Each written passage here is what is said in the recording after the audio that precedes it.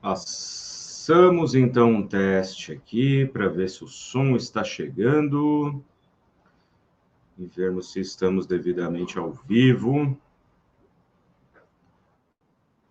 Ótimo. Parece que o som está bom e nós estamos ao vivo. Muito boa noite, meus caros e minhas caras. Sejam muito bem-vindos a mais uma live do meu canal, Doni Correia, uma teia de ideias. Este canal, feito e produzido por mim, Doni Correia, seu anfitrião, um cinéfilo crônico, um curioso contumaz, mestre e doutor em Estética e História da Arte, professor e membro da Associação Brasileira dos Críticos de Cinema, a Abracine, e da Associação Brasileira dos Críticos de Arte, a ABCA. Este canal é dedicado a discussões relacionadas a cinema, estética e história da arte e todas as epistemologias afins, né? O campo das humanidades, aí para que a gente expanda o nosso pensamento e consiga construir uma forma melhor de nos relacionarmos por meio da intelectualidade, por meio da informação.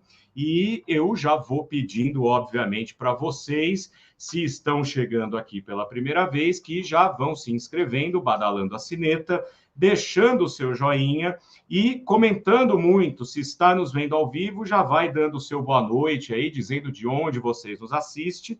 E também quero agradecer a TV 247, que retransmite alguns dos meus vídeos e algumas das minhas lives, que tenham aderência com a linha editorial do 247, lá no canal deles. Então, se você está vendo esta live retransmitida na TV 247, venha para o meu canal, Doni Correia, uma teia de ideias, e conheça o vasto conteúdo que eu já produzi aqui, que continuo produzindo, para que a gente vá aumentando esta teia de ideias e para que a gente possa levar adiante este projeto humanista sempre tão importante. E aí eu já vou dando boa noite, obviamente, para a minha querida mãe, Zuleika Manprim, mamãe querida, muito obrigado, dando boa noite a todos. E hoje, gente, eu fiz essa. Normalmente, quem me acompanha sabe que eu posto vídeos às terças, quintas e domingos. O tema de hoje poderia muito bem ser usado para um próximo Domingo é Freud, não é? Que é o quadro que eu criei todos os domingos à tarde.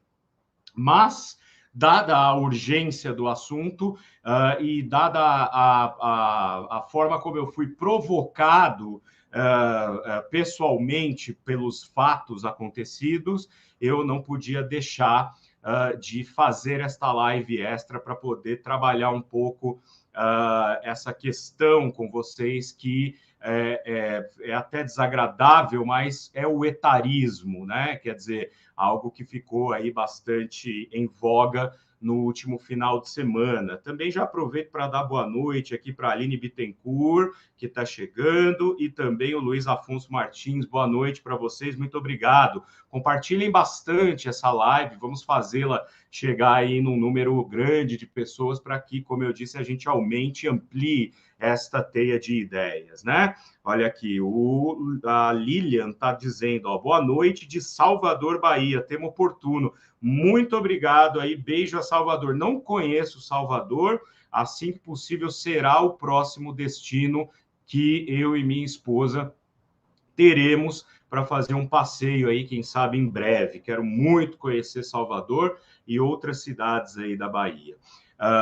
Pois é, o tema é bastante oportuno, né? É preciso discutir essa questão. E aí é o seguinte, gente, a semana passada, quem me acompanhou, para mim foi uma semana maluca, porque eu estava em função do Oscar, né? Então, eu dei palestras presenciais e online sobre o Oscar, eu fiz lives no meu canal e participei de lives de canais parceiros, e ontem eu estava o tempo inteiro assim acompanhando a cobertura, né? Porque participei de uma dessas coberturas, fiquei até 1 hora da manhã, e acordei tarde hoje, enfim, por conta desses afazeres aí na semana passada, que terminou ontem, eu estava por fora das coisas que estão hypadas aí, né? Dos assuntos mais discutidos nas redes, né? E hoje só é que eu fui tomar conhecimento desse incidente infeliz, terrível, que diz respeito a essas alunas, acho que 3 alunas, né, que fizeram ali um story, 3 alunas de Bauru, de uma instituição, acho que privada, né, de Bauru, do curso de biomedicina, fizeram um story para o Instagram, para o grupo, né, para um grupo fechado só de amigos, meio que ridicularizando, né, o fato de elas terem uma colega no primeiro ano ali do curso de biomedicina de 44 anos de idade. Elas falam 40, né? Mas a moça tem 44 anos de idade. E uma delas chega a dizer: ai, gente, como que a gente desmatricula uma pessoa que tem 40 anos de idade que devia estar aposentada? Aí eu preciso dizer que o tema acaba sendo oportuno também, porque na terça-feira passada, aliás, quarta-feira passada, eu fiz uma live aqui falando sobre a sociedade do cansaço, né? Byung-Chul Han. E me esforcei bastante para tentar, de alguma forma, trazer os conceitos filosóficos do Byung-Chul Han. Filosofia é cheia de conceitos, por vezes abstratos, áridos, né? Difícil da gente colocar em perspectiva na nossa realidade, na experiência cotidiana.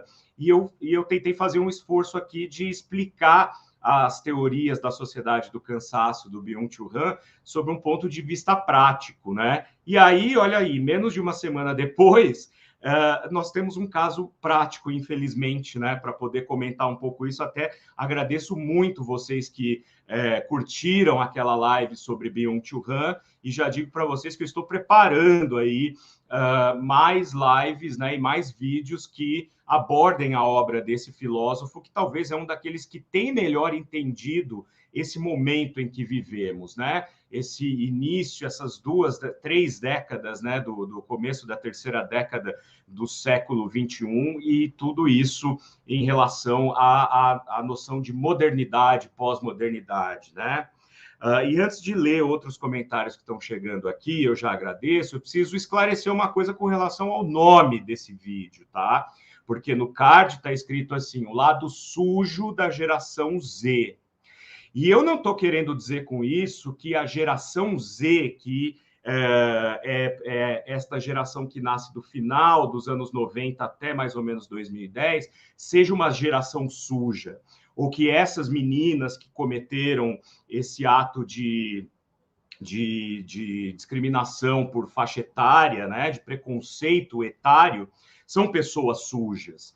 O que eu estou querendo dizer é que a geração Z, infelizmente, deu o azar de surgir e se desenvolver num dos tempos talvez mais sujos, né? Num mundo sujo. Ora, o mundo é sujo para todos, né? Para a minha geração, para a geração de quem é mais velho que eu, né? E para essa geração que é mais nova, o mundo é sujo de uma maneira geral. Mas, como eu tentei mostrar lá quando eu falei do Byung-Chul Han, ocorre que o mundo caminha para um tipo de padrão que realmente assusta. Nós, que somos mais velhos, que já passamos, né, dos 20, 30 anos, eu estou na casa dos 40, eu tenho 42 anos, o que me moveu muito também a fazer essa live é, primeiro, a minha idade e o fato de eu ser professor universitário e dou aulas para essa geração Z, que eu adoro meus alunos, aprendo muito com eles, acho que eu aprendo até mais com eles do que eles comigo, né? Mas aprendo muito com eles, vejo nos olhos aquele brilho, aquele fulgor, aquele ímpeto da juventude, então eu não estou querendo dizer que essa geração é suja, mas que este mundo é cada vez mais sujo e nós que temos mais experiência de vida, ainda caímos em armadilhas o tempo inteiro, mas temos um pouco mais de frieza e um pouco mais de calculabilidade sobre aquilo que a gente vai fazer e sobre a forma como a gente pensa. Essa é a graça de envelhecer, né? E eu, com 42 anos, estou muito longe da aposentadoria, como sugerem as meninas lá do Story, né? Uma pessoa com 40 anos tem que estar aposentada. Mas o Byung-Chul Han, ele vai dizer, né, para a gente poder pegar esse gancho de um exemplo concreto, que na modernidade ele divide a sociedade em dois momentos: a sociedade disciplinar, recapitulando o que eu falei lá, né? E a sociedade do desempenho. A sociedade disciplinar, que é um momento anterior da modernidade, é baseada na punição, ou seja, nas instituições punitivas, cadeia, hospitais, instituições psiquiátricas, enfim, a própria escola, às vezes, não é? Instituições que visam a recolher do pacto social, do tratado social ali, né, do pacto social estabelecido, aqueles que não estão de acordo, né? A grande diferença da sociedade do desempenho é que aí é baseada em academias, bancos, enfim, ambientes virtuais, que, na verdade, estimulam muito mais a vaidade, a aparência, não só física, mas também da vida, a aparência das coisas. Ela não é punitiva, ela cria um próprio pacto social novo, né? Justamente em que imperam em que impera essa exigência da produtividade, da aparência, né, e que vai criando, na realidade, estratificações que são muito perigosas, né? Na sociedade do desempenho, como o Byung-Chul Han disse, você acaba sofrendo infartos da alma, né? Porque o excesso da liberdade de expressão, da liberdade de ser quem você é, a liberdade de você construir a sua própria realidade, vai transformando pessoas em seres que, na verdade, estão cada vez mais presos em seu narcisismo, e esse narcisismo vai apagar a alteridade. Eu falei lá, né? E essa questão da alteridade, a gente tem que distinguir aí alteridade e empatia, né? Empatia é uma coisa, assim, do ponto de vista mais moral, ou seja, você se compadece com a dor do outro, ou se alegra com a alegria do outro, você está lá para o outro e o outro está lá para você. A alteridade, ela tem uma questão mais psicológica mesmo, né? Você reconhece que o outro tem uma vida própria, uma mentalidade própria, anseios próprios, dores e prazeres próprios, assim como você. Então, você consegue delimitar o campo, né, de liberdades até onde você tem em relação a outras pessoas, a não ser que a pessoa realmente sofra de psicopatia, né? Que aí é um distúrbio que está lá no espectro extremo do narcisismo, e aí ele não tem nem alteridade, nem empatia, né? E me pareceu, vendo o vídeo dessas jovens e vendo todo o contexto, que, de fato, a geração Z ela é acometida desse excesso de possibilidade, de liberdade, sofre desse aspecto de exibicionismo, do ter de se mostrar, de ter algo para dizer que vai ser interessante, vai ser engraçado, porque ali nada mais o que a gente vê são meninas que não saíram da quinta série, a quinta série C, fazendo um bullying que 20, 30 anos atrás seria algo circunscrito ali a um determinado grupo, mas hoje nós vivemos numa era de alta disseminação de informações por meio de TikTok, Instagram, Facebook, enfim, né? E-mail é coisa de avô já, né? Nessa altura do campeonato. Mas, de qualquer maneira, essa sociedade que, então, dá ao cidadão, né? Dá às pessoas as ferramentas para que elas se sintam empoderadas no sentido de agirem como quiserem, faz com que aconteçam coisas como esse tipo. essas meninas completamente imaturas, não sabem o que estão fazendo ali, não entenderam, né? No limite não tiveram, talvez, limites, no limite não tiveram limite. É ótimo isso, né? Essa é a hora que todo mundo sai da live porque fala é um analfabeto. Mas, no limite, essas meninas, elas passam, assim, e não só elas, né? Quer dizer, eu estou falando elas por causa do caso em si, mas é uma geração que está condenada a se enforcar com a corda da liberdade, como eu disse. E eu trouxe um artigo aqui para a gente refletir um pouco. Eu encontrei um artigo fazendo uma pesquisa para poder fazer essa live, artigo esse que já está na descrição do vídeo aqui embaixo para vocês lerem na íntegra, para que a gente compreenda, inclusive, para que a gente entenda do ponto científico, né, do ponto da pesquisa em psicologia, enfim, essa questão do etarismo, porque não é um fenômeno que se dá simplesmente pelo bullying, né, que essas meninas praticaram ou que outras pessoas praticam. Existe uma base social, existe um pensamento social aí construído nas últimas décadas que vão se aliar a esse excesso de positividade que Byung-Chul Han fala para criar justamente pessoas que vão se prejudicar muito se continuarem estagnadas, né? Quer dizer, ali fragmentárias e presas a valores que são completamente distorcidos, né? Deixa eu colocar alguns comentários aqui que vocês estão mandando para a gente poder dar uma olhada nesse artigo que eu falei, né? Bastante gente comentando aqui, olha. Então, ó, a vida depois dos 30, está falando a Aline Bittencourt. A vida depois dos 30, você tá velho. E depois dos 40, o pessoal vai dizer você tá mais velho ainda, né? Haja visto o assunto o gatilho, né, da nossa live aqui, né? A Maria Elisa, boa noite de Florianópolis, muito obrigado aí, Maria Elisa, obrigado Florianópolis por nos acompanhar, e a Lilian está dizendo aqui também, ó, já está convidado, cidade cheia de peculiaridades, eu não tenho a menor dúvida, além da riquíssima herança histórica, né? E a Márcia, minha querida Márcia, né? Márcia de Souza sempre participa conosco. Boa noite a todos. Tema muito pertinente por sentir isso na pele. Aliás, estou cursando pós aos 56 anos. Vou falar isso daqui a pouquinho, Márcia, porque assim, eu mesmo. Aliás, eu vou falar agora. Já que é uma live de improviso, né? Ainda que é a ordem no caos, né? Eu mesmo sou uma pessoa que me graduei aos 29 anos de idade.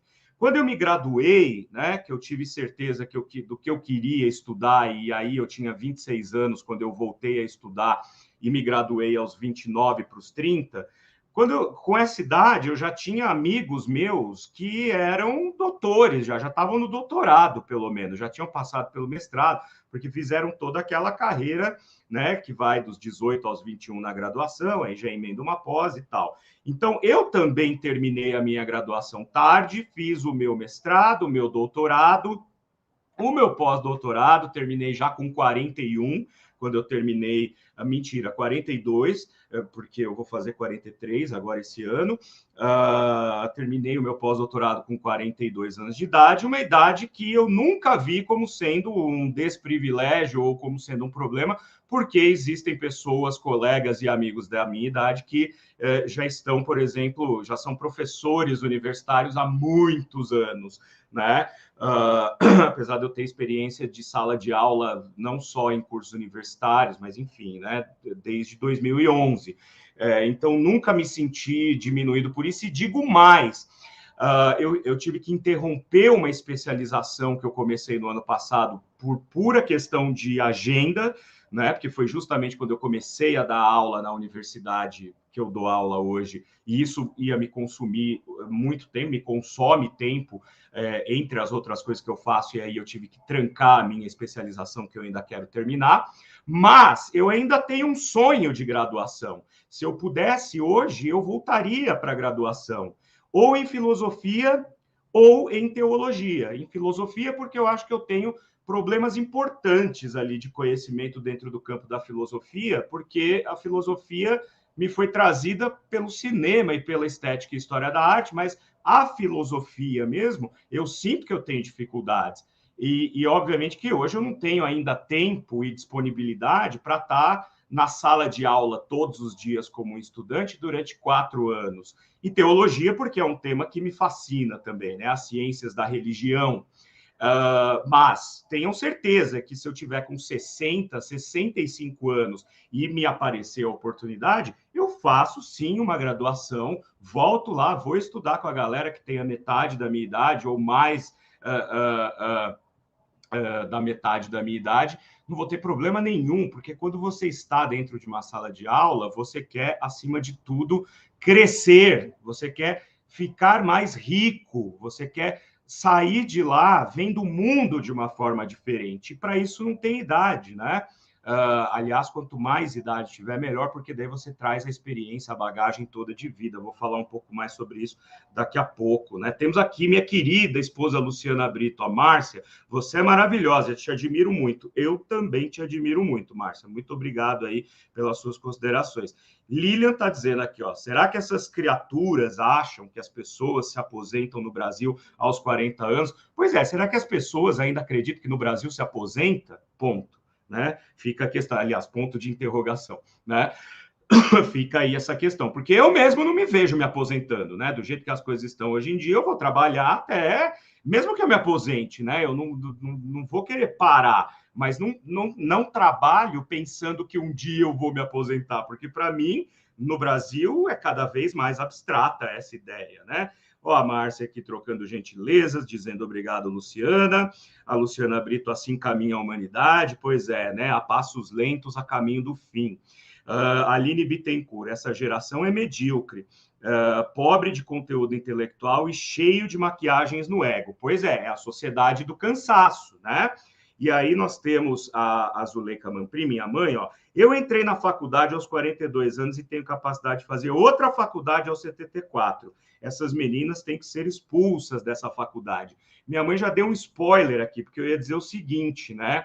Minha mãe, de fato, apesar dela ter começado outras faculdades antes, mas não concluiu, por quê? Porque tinha que trabalhar, criar os filhos. Nós somos, como eu já falei aqui, de uma classe proletária, média proletária, da periferia. Então, quando ela conseguiu fazer faculdade, ela já tinha mais de 40 anos e foi professora. E com certeza, não é porque minha mãe, mas teria com certeza capacidade para fazer outra faculdade agora aos 74 anos. Não só isso, a minha irmã, ela fez uma graduação ali no período cronologicamente, vamos colocar assim, né, normal, que é dos 18 aos 21. Depois de muito tempo, ela fez uma especialização e aí, depois de muito tempo, ela voltou para a graduação, já depois dos 40, né? Eu tenho 42, minha irmã é 7 anos mais velha que eu. E hoje ela voltou para a graduação, fez psicologia e hoje é psicóloga, atende, tem os clientes dela e tal, né? Então, ela voltou para a faculdade também depois dos 40 anos, né?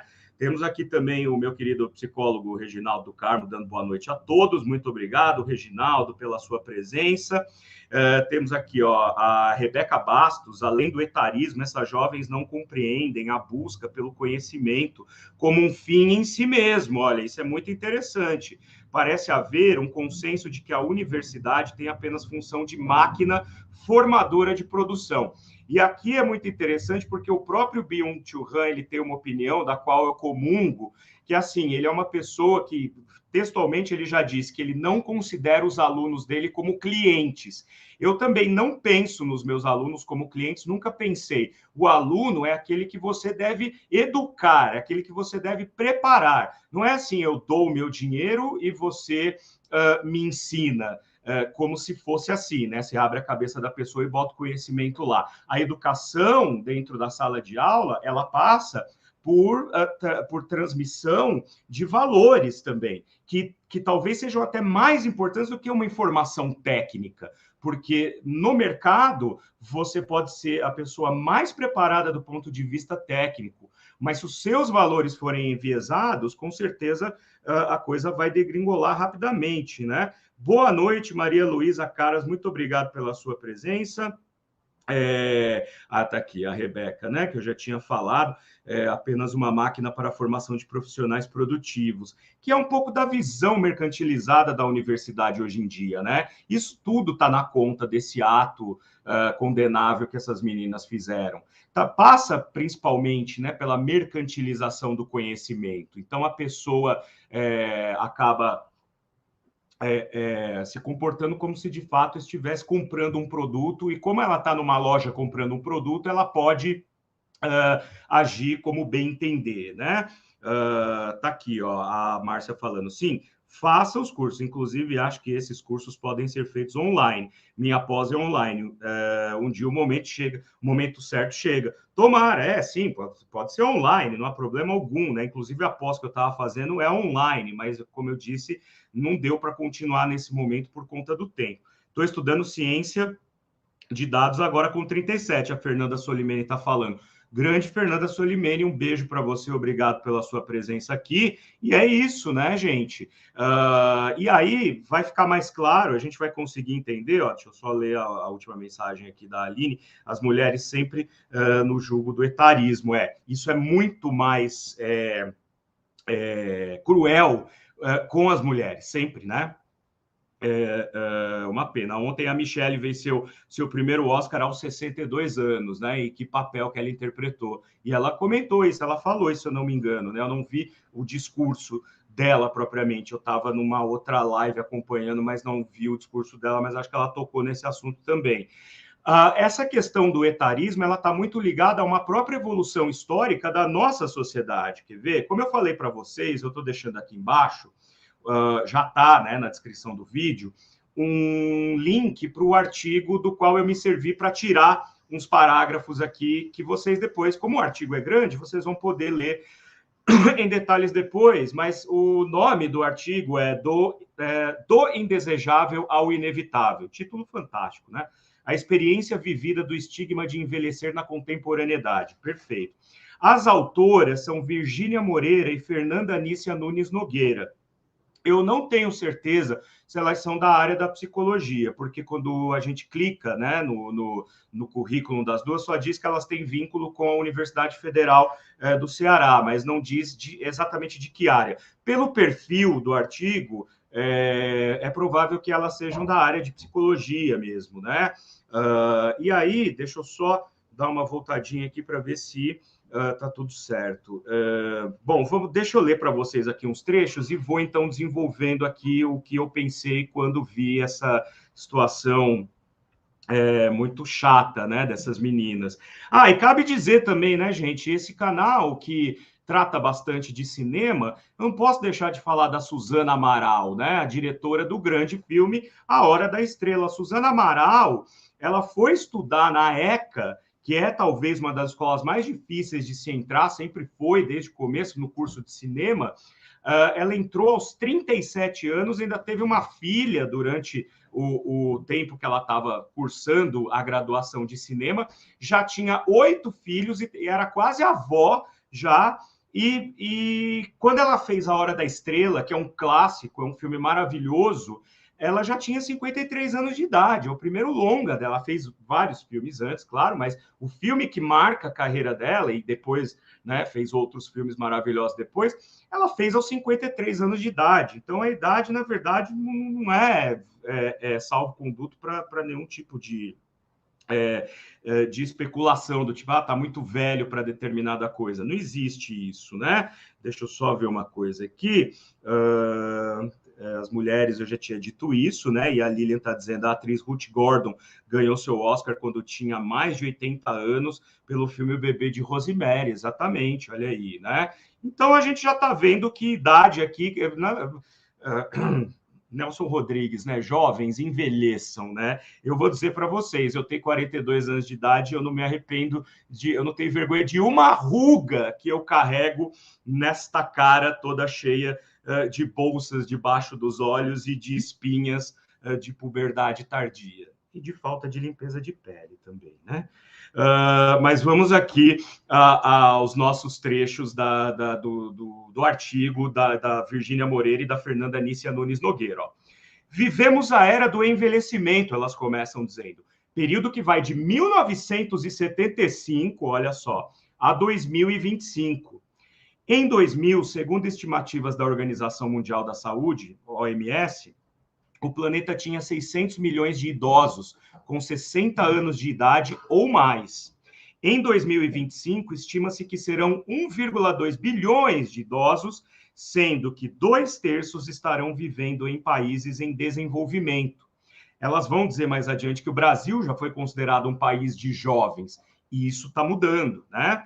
Na contemporaneidade, o envelhecimento humano passou a ser considerado um importante fenômeno social, devido, sobretudo, ao aumento da expectativa de vida da população, isso é verdade, uma pessoa com 60 anos hoje ainda é uma pessoa jovem, né? Ao passo que a expectativa de vida nos anos 30, 40, 50, com 60 anos, de fato, já estava aí nos estertores da vida, por isso que ter 40 anos era considerado ser velho, porque pressupunha-se que com 40 anos tinha que estar com a carreira estabelecida, a família criada e assim por diante, isso mudou completamente. Cabe aqui dizer que essas mocinhas que fizeram troça da mulher de 40, 44 anos pertencem a uma sociedade que muito provavelmente com 40 anos elas ainda estarão vivendo na casa dos pais, sob o conforto de não terem que fazer as coisas por si só, que é outro índice que mostra aí a grande mudança de paradigma da nossa vida hoje em dia. Ó. Essa questão fundamental, face às repercussões... Desculpa, eu acho que eu pulei uma parte aqui. Tá.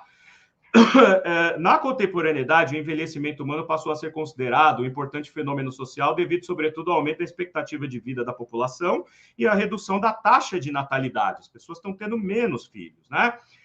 Agora está aumentando um pouco por conta da pandemia. A gente sempre tem aumento de natalidade depois de uma grande catástrofe que afeta as pessoas de maneira global, né? Essa questão é fundamental face às repercussões nas diferentes esferas da estrutura social, econômica, política e cultural das sociedades do século XXI, tornando o envelhecer um campo privilegiado de investigação, que vem chamando a atenção de pesquisadores nas mais diferentes áreas. Vejam, portanto, que o envelhecimento ele passa a ser justamente esse tipo de campo fértil para as pesquisas, justamente porque é nítido, né, é notório essa mudança de paradigma com relação à idade, né, com relação à natalidade, à mortalidade e outras coisas mais complexas, como virão agora. Ó. O envelhecimento populacional se dá no bojo de profundas transformações econômicas, sociais, políticas, ideológicas e científicas. Viver e envelhecer nesse cenário de instabilidade, marcado por mudanças velozes do conhecimento e dos valores culturais, caracterizado pelo fenômeno da globalização e pelo consumismo, olha lá, globalização e consumismo, sociedade do cansaço, de que decorre a rápida obsolescência de objetos, ou seja, a efemeridade das coisas, né? Um vídeo do TikTok que é uma dancinha de 15 segundos que viraliza e daqui a pouco já ficou ultrapassado, né? Consumismo que decorre da rápida obsolescência de objetos pessoais e relações e é uma experiência geradora de insegurança e mal-estar para o sujeito contemporâneo. Então, na verdade, é muito isso, né? Vou continuar lendo, mas acho que o principal aqui é a gente entender essa geração Z como uma geração que, ao mesmo tempo, tem à sua disposição toda a liberdade que a tecnologia e os valores dão a ela, mas também é uma geração muito pobre de autoconfiança. É uma geração que tem medo. No fundo, quando essas meninas fazem troça de uma colega de 44 anos que está no primeiro ano, que é caloura, também é um medo em relação à própria segurança, à própria autoestima, não é? Que é a base de todo bullying, né? Se a gente for buscar referências mais antigas. Ora, o bullying sempre é visto como uma fraqueza daquele que pratica, né? E não daquele que sofre. A prática clínica psicoterápica, continuam as autoras, né? Permite constatar o quão difícil é para a maioria das pessoas aceitar o curso natural do envelhecimento. Claro, envelhecer não é algo assim, a gente começa de fato a fazer balanços da nossa vida e começamos a perceber que estamos caminhando para a finitude de fato, né? Com 20 anos a gente não pensa nisso, com 30 anos a gente está preocupado em se estabelecer. A partir dos 40, 50, isso já começa a se tornar uma realidade, né? A finitude, o envelhecimento. Para muitos pacientes, né, no caso da clínica psicoterápica, para muitos pacientes, os sinais de amadurecimento são vivenciados com muita aflição, tornando as pessoas bastante vulneráveis ao medo de envelhecer. Constata-se também um intenso movimento no sentido de adiar ou tentar evitar esse processo por meio de iniciativas que objetivam a manutenção da aparência jovial. E é aí que a gente entra de novo nessa sociedade do desempenho, né? Conforme Byung-Chul Han disse muito bem, tá? Todo no bojo lá. Um dos templos da sociedade do desempenho é a academia, né? E também as clínicas de procedimentos estéticos, segundo o Chul Han, né? Assim, a pós-modernidade ou a contemporaneidade pode ser definida a partir de vários enfoques, mas sempre terá como característica a emergência de uma cultura midiática em que o cenário social funde-se num forte apelo ao consumo estimulado pelos meios de comunicação de massa, os quais contribuíram decisivamente para tornar a imagem soberana, marcando a sociedade pelo fenômeno da estetização da vida cotidiana. Olha que lindo e que maravilhoso esse termo, estetização da vida cotidiana. A vida cotidiana ficou estetizada na medida em que hoje tudo que você quer é influenciar pessoas e gerar números, e bombar, e hypar. Provavelmente é o que essas meninas queriam fazer, ainda que num círculo restrito, porque ingenuamente elas acharam que não ia vazar esse story do grupo de amigos, mas ali naquele grupo elas estavam estetizando a vida cotidiana delas, né? A beleza, a juventude, a felicidade, o corpo perfeito e o sucesso pessoal constituem bens ou mercadorias que se pode adquirir. E continuam. Deixa eu só ver se está tudo certinho aqui, porque como eu estou usando de tema para tema, de tela para tela, às vezes eu tenho medo de fazer alguma bobagem aqui na tela de transmissão, mas vamos lá que vamos. Nossa conjuntura, a dimensão estética torna-se um valor fundamental, consolidando-se a importância que a imagem e a aparência passam a desempenhar, fortalecendo-se a tendência ao narcisismo, que é aquilo que eu falei, né? O narcisismo, quando ele é elevado à sua máxima potência, o narcísico, ser narcísico, dilui, ele ofusca, ele transforma em algo opaco a alteridade, o outro, os outros. Maia e Albuquerque, autor aqui, a citação, né, que elas colocam, que está no final do artigo, vocês vão poder ver, num trabalho de 2000, trazem as duas, né, os dois autores, trazem à discussão a cultura da imagem predominante nas sociedades contemporâneas, nas quais o instantâneo e a busca pelo prazer imediato são valores essenciais.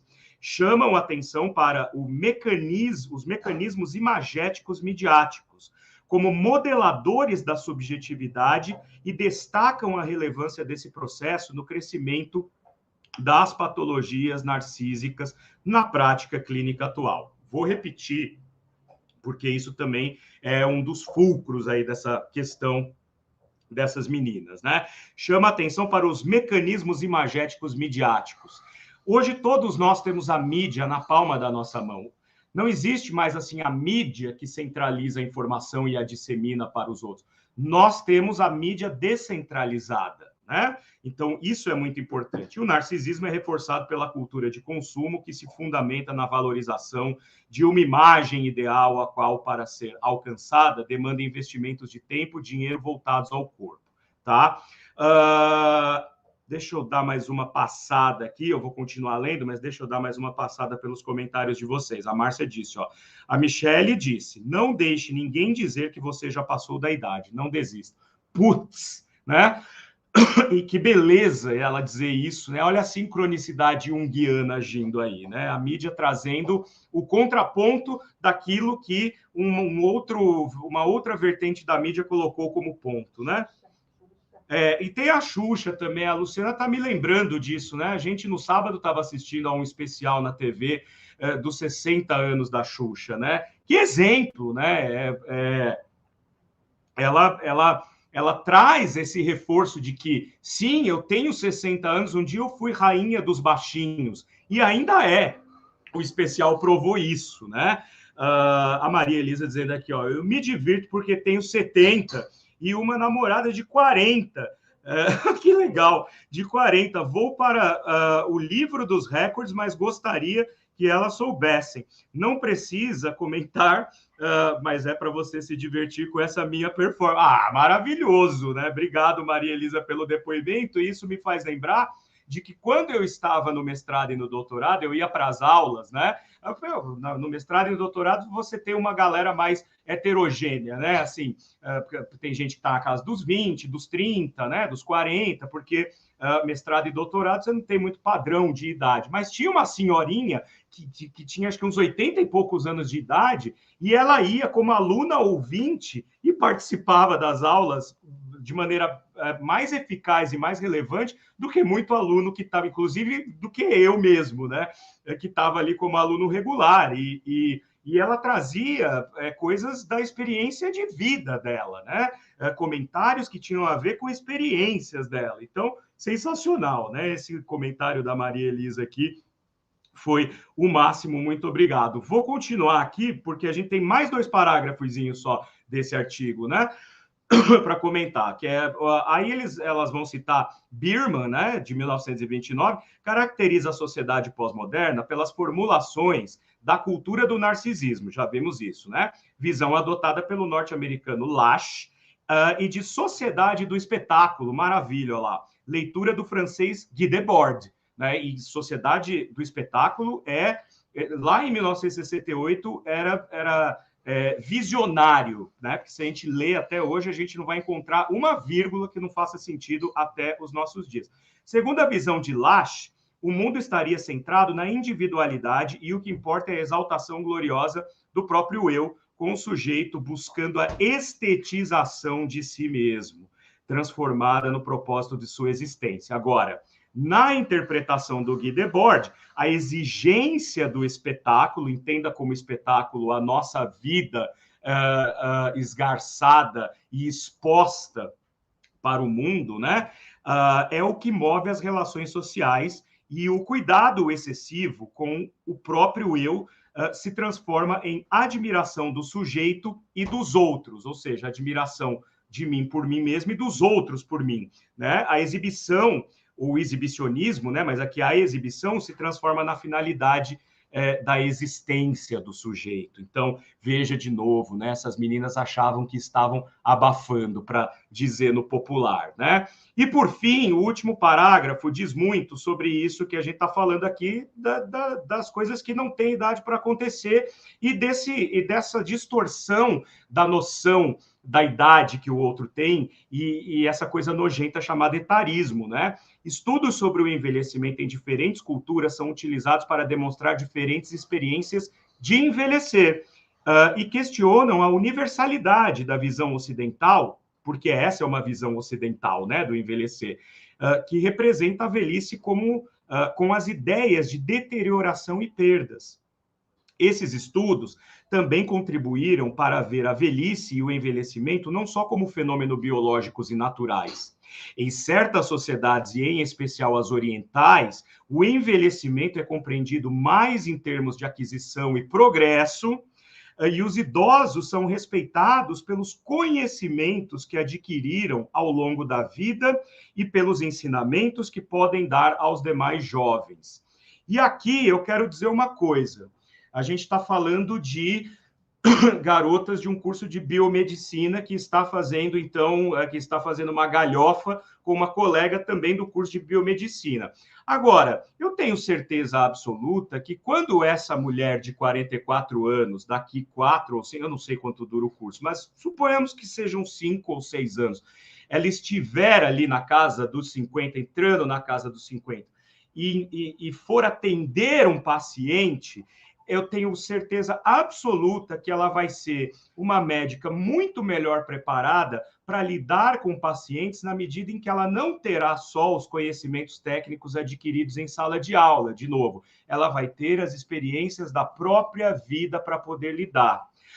Agora, já essas outras menininhas que vão muito jovens assumir, né, essa posição de medicar, de atender, espero que não se torne, a partir da lição que elas devem tirar, espero que tirem disso que elas fizeram, espero que não se tornem aquelas garotas, aqueles garotos que saem jovens da faculdade, vão atender uma senhorinha de 80 anos e depois na sala do cafezinho ficam dizendo, dando risada e fazendo galhofa também com o paciente, porque a senhorinha não ouvia direito, porque não entendia direito e tinha que repetir 20 vezes, porque a gente sabe que isso acontece em todas as profissões, sobretudo advindo de pessoas muito mais jovens.